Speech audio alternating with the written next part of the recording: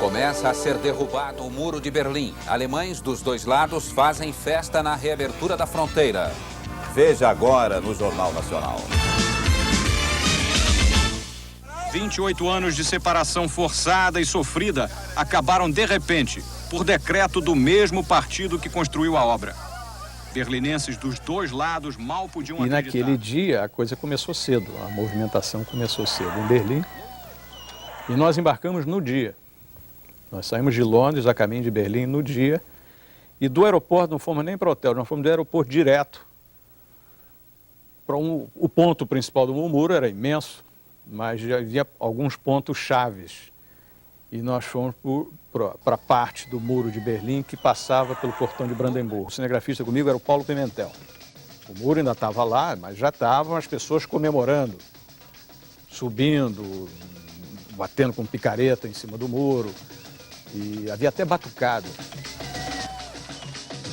Foi até o próprio Paulo que insistiu comigo, sobe lá no muro. O muro era alto, as pessoas precisavam me ajudar para subir no muro. E eu subi no muro, ele ficou mais à distância, com um microfone sem fio. E a gente conversava, eu falava para ele fazia sinais. E nós estávamos gravando e as pessoas ali derrubando o muro. Derrubando termos, porque você era muito rígido. Então as pessoas davam martelada e não acontecia nada. O muro, para ser derrubado mesmo, precisava de guindaste. O que, na virada da madrugada, eles usaram. Mas o clima todo ali era de euforia, não era nem de alegria, era um clima de euforia. Há uma certa tendência, um certo lugar comum, clichê de você ser um momento histórico, mas tem horas que é indiscutível que o momento é histórico. Poucas vezes é possível testemunhar um acontecimento e ter certeza de que a história, com H maiúsculo, está sendo escrita diante de seus próprios olhos. Este certamente é um desses momentos. Em ritmo de batucada, de alegria, na beira do Muro de Berlim, as pessoas estão aqui comemorando a abertura do Muro de Berlim. Há poucos dias, uma pessoa que tentasse atravessar do outro lado do muro, de Berlim Oriental para cá, poderia ser fuzilada pelos guardas de fronteira. Hoje, isso aqui parece uma rua de pedestres. As pessoas estão comemorando em ritmo de batucada e de samba. O Muro de Berlim em si ainda está aqui, mas em espírito ele já desapareceu. Eu acho que o marcante realmente aí foi esse espanto, até porque pegou muitas pessoas de surpresa.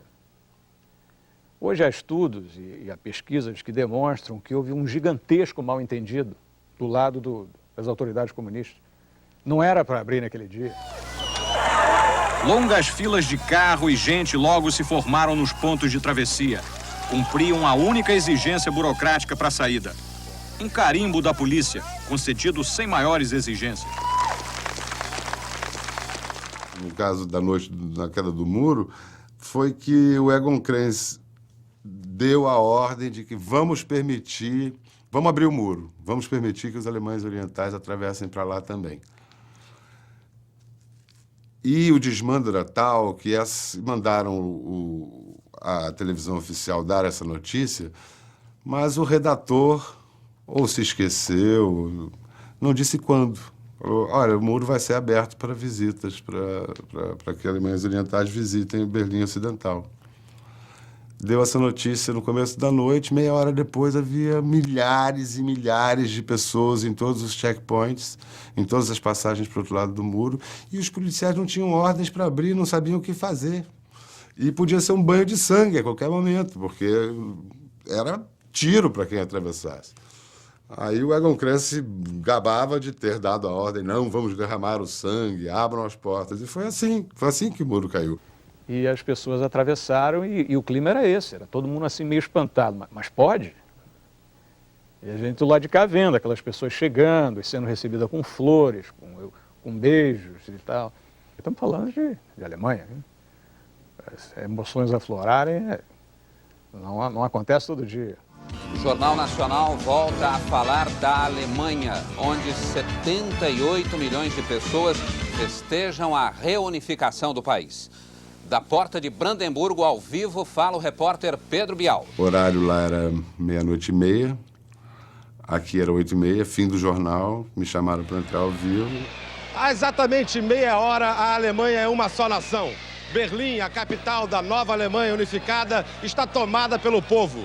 Pelo menos 1 milhão de pessoas estão nas ruas e todos querem passar sob o portão de Brandemburgo para celebrar a unidade nacional.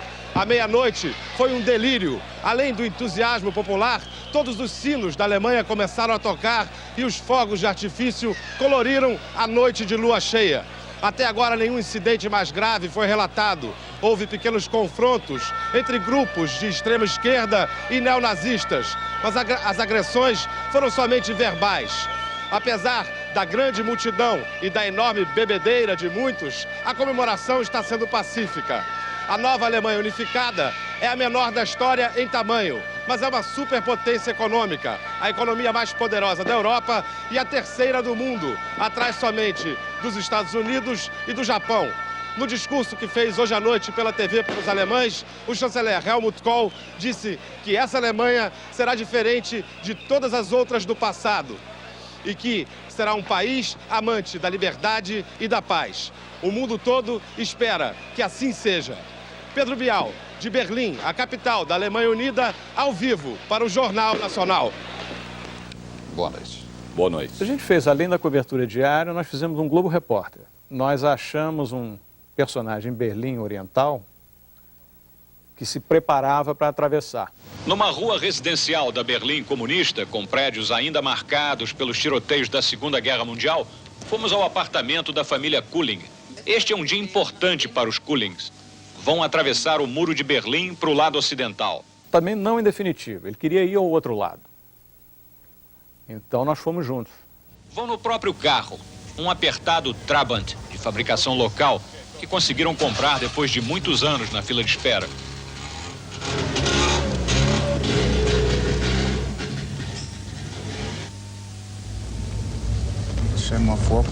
Chegam à beira de um dos novos pontos de travessia do muro, onde as formalidades agora estão simplificadas. So, meine Frau, meine Tochter, und das ist ein Kollege vom brasilianischen Fernsehen, der möchte gerne mit uns rüber, wenn wir das vorzeigen. Da fachada branca e lavada do muro no setor comunista, os Kullings passam para o lado colorido e vibrante do muro no lado ocidental. É a primeira vez que eles saem em quase 30 anos.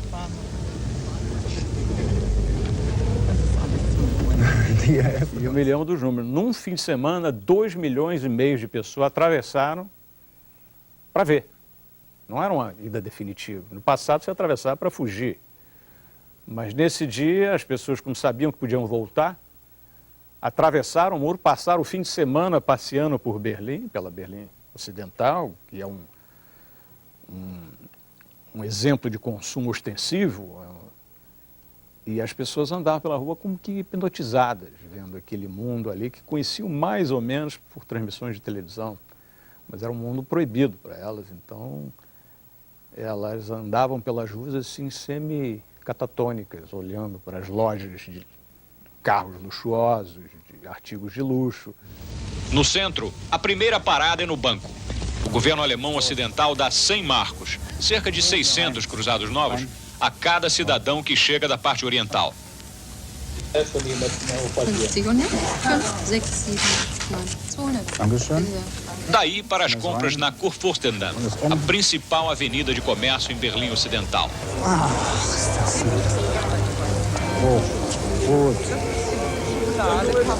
Cláudia quer chocolate.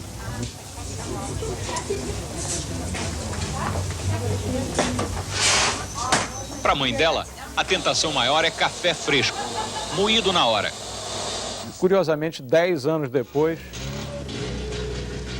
Foi um trabalho muito interessante. Nós recuperamos uma família que o Cílio Bocaneira tinha acompanhado quando o Muro de Berlim caiu, em novembro de 1989. E localizamos essa família outra vez, em Berlim Oriental. E acompanhamos essa família, então, todo esse tempo depois da queda do muro. A família ainda mora em Berlim Oriental. Mas a casa esburacada de 7 anos atrás está sendo reformada agora às custas do governo. Antes do muro cair, eles dirigiam um fedorento Trabant, trocado há pouco por um moderno Golf. Gudrun sempre se vestiu com modéstia, mas hoje tem mais recursos para compor seu estilo discreto. Cláudia era uma tímida menina do leste. Agora é uma moça que já viajou por 3 continentes. Na primeira visita ao Ocidente, 7 anos atrás, a família só queria chocolate e café. Agora, Georg e Gudrun experimentam mostarda francesa e massa italiana. Nem precisam mais ir ao Ocidente para ficar perdidos no que é novo. Fiquei 6 dias filmando em Berlim para fazê-la.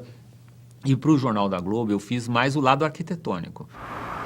Um boneco vigia a grama que cresce onde era o Muro de Berlim. A cidade que mudou de cara tantas vezes faz outra plástica radical. Os alemães com essa gana que eles têm de passar borracha no passado. É a maior concentração de guindastes da Europa. Eles dominam o céu de Berlim.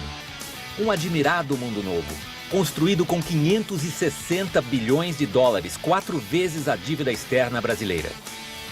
O que é velho vai acabando depressa. Só a marca no chão lembra aqui o muro que dividia também o mundo. Os alemães orientais começaram a refazer o seu passado de uma maneira muito estranha.